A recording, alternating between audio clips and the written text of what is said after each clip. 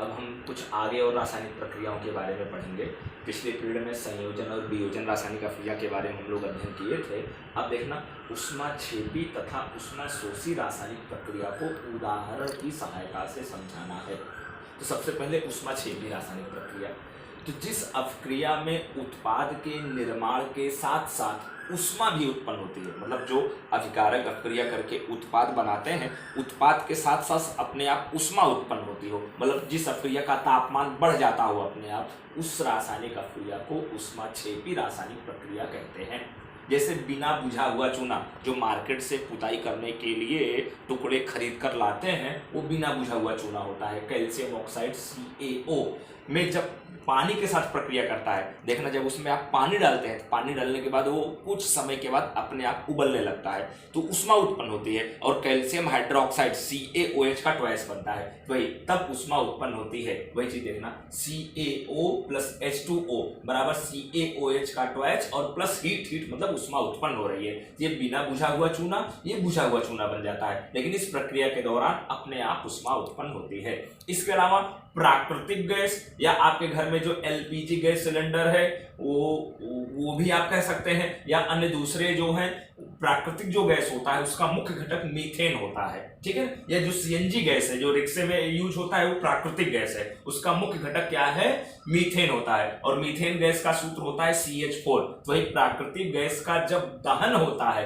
तो जलवाष्प, carbon dioxide gas और ऊष्मा उत्पन्न होता है। उसी ऊष्मा का उपयोग करके हम लोग चाय बनाते हैं और भी तमाम प्रकार के भोजन पकाने वाले कार्यक्रम करते हैं। अगर ऊष्मा नहीं उत्पन्न होती तो उसके दहन से हम किसी भी प्रकार के खाद्य पदार्थों को पका नहीं सकते थे, तो ऊष्मा अपने आप उत्पन्न होती है, जिसको रासायनिक प्रक्रिया में लिखा गया। अच्छा, कोई भी वस्तु जो है वो ऑक्सीजन गैस की उपस्थिति में जलता है, तो ये प्राकृतिक गैस प्लस ऑक्सीजन O2, तो CO2 प्लस H2O जलवाष्प का मतलब, और प्लस हीट उत्पन्न हुआ। अब समीकरण संतुलित करने के लिए यहाँ पर 4 हाइड्रोजन था, इसलिए यहाँ 2 का आगे गुणा किया गया। तो यहाँ पर देखना 2 और 2 4 ऑक्सीजन हो गया, इसलिए यहाँ पर 2 का गुणा किया गया।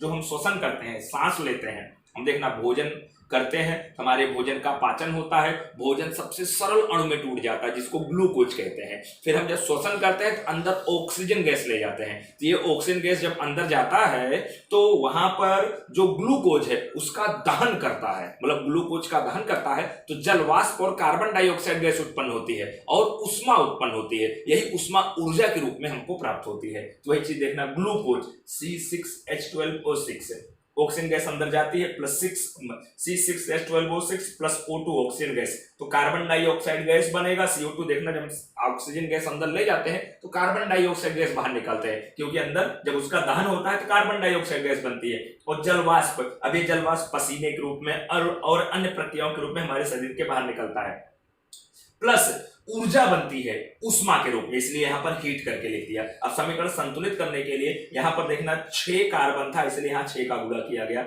और यहां 12 हाइड्रोजन था, इसलिए यहां पर 6 का गुणा किया गया, 6 दूनी 12। अब देखना 6 दूनी 12 और 6 18 ऑक्सीजन, यहां पर 6 का गुणा कर देंगे, 6 दूनी 12 और 6 18 ऑक्सीजन। तो ये आपकी श्वसन की प्रक्रिया भी ऊष्माक्षेपी प्रक्रिया है।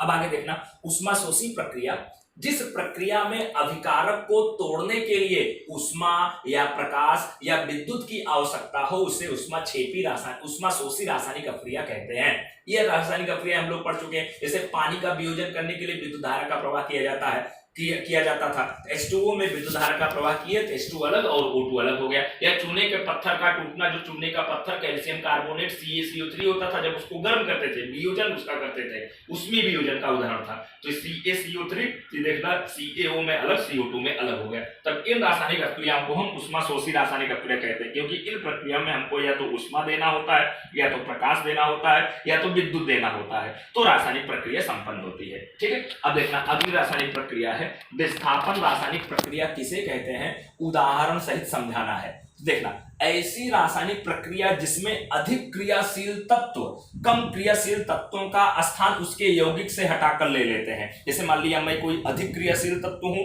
किसी यौगिक में मेरे से कम क्रियाशील तत्व है, तो मैं जाऊंगा उस यौगिक के पास, उसमें जो कम क्रियाशील तत्व है उसको सट्ट करके लगाऊंगा, उसको वहां से हटा के उसका स्थान ले लूंगा।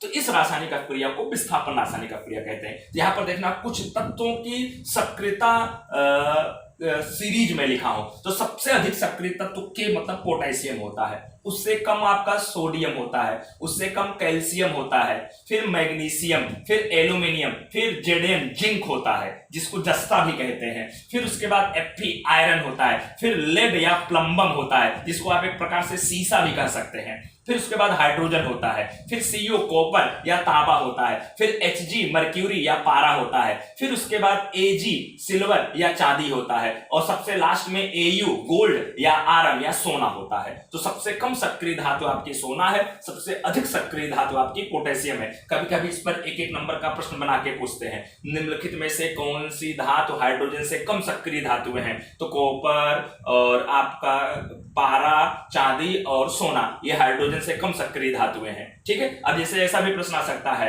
एल्यूमिनियम और आयरन में कौन अधिक सक्रिय धातु है? तो एल्यूमिनियम अधिक सक्रिय है, आयरन उससे कम सक्रिय धातु है। अब इसका उदाहरण देखना, नीले रंग के कॉपर सल्फेट के विलयन में जब लोहे की कील डालते हैं तो विलयन का रंग हरा हो जाता है और हल्के भूरे रंग का कॉपर अलग हो जाता है। तो वही CuSO4 नीले रंग का है, इसमें आयरन डाला गया। अब देखना Fe जो है, देख रहे हैं यहां Cu देखना है, CuSO4 में धातु कौन सी है? Cu। Fe Cu से अधिक सक्रिय धातु है, तो CuSO4 के विलयन में जब Fe को डाला जाएगा, Fe की सक्रियता Cu से अधिक है, तो ये आपका Fe आएगा, Cu को 2-3 लगाएगा, वहां उसका स्थान ले लेगा और जो आपका Cu है वो अलग हो जाएगा। तो वही देखना, CuSO4 का FeSO4 हो गया, Cu अलग हो गया। तब इस रासायनिक अभिक्रिया को विस्थापन रासायनिक अभिक्रिया कहते हैं। या इसी तरह से देखना, जेडयन के टुकड़े पर जब सल्फ्यूरिक एसिड डालते हैं तो हाइड्रोजन गैस उत्पन्न होती है। देखना जेडयन का टुकड़ा, जेडयन पर H2SO4 सल्फ्यूरिक एसिड डाला गया, तो देखना जिंक, अब देखना H2SO4 में हाइड्रोजन है, तो जेडयन हाइड्रोजन से अधिक सक्रिय धातु है। तो जब H2SO4 का विलयन जेडयन में डाला जाएगा तो जेडयन H2SO4 में से रहे H2 का स्थान ले लेता है, उसको हटा देता है, तो वहां JDNSO4 बन जाएगा और हाइड्रोजन गैस आपकी क्या हो जाएगी? अलग हो जाएगी। ये विस्थापन रासायनिक अभिक्रिया है। अब देखना, नोट करके कुछ रासायनिक अभिक्रिया लिखा हूं, ये जो क्रियाशीलता है इसके आधार पर कौन सी रासायनिक अभिक्रिया सही है, कौन सी गलत है, इसकी पहचान करनी होती है। अब जैसे यहाँ पर AgNO3 प्लस Cu बराबर CuNO3 प्लस Ag में लिखा हूं, तो यहां पर देखना धातु कौन है? Ag, और ये आपका क्या है? धातु Cu। तो देखना Cu अगर Ag से अधिक सक्रिय होगा तो उसका स्थान ले पाएगा, अन्यथा नहीं ले पाएगा। तो सक्रियता श्रेणी में अगर देखें, कॉपर सिल्वर से अधिक सक्रिय धातु है, देखना Cu Ag से अधिक सक्रिय धातु है, इसलिए Cu AgNO3 में से Ag का स्थान ले सकता है, इसलिए रासायनिक अभिक्रिया आपकी क्या है? सही है। अब देखना दूसरे में MgSO4 प्लस जेडीएन बराबर JDNSO4 प्लस Mg।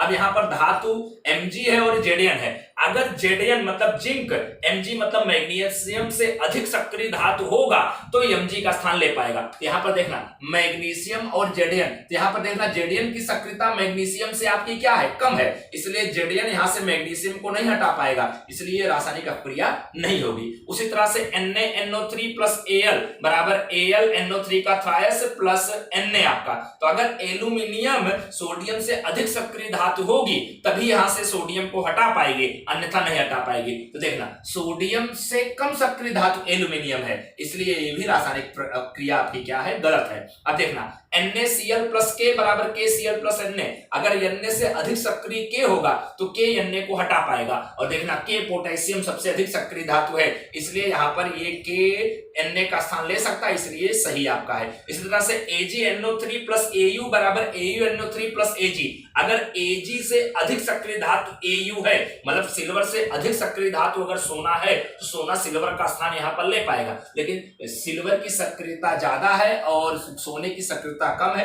इसलिए ये रासायनिक अभिक्रिया भी आपकी क्या है? गलत है। इस तरह से एक एक नंबर के प्रश्न पूछे जाते हैं। ओके।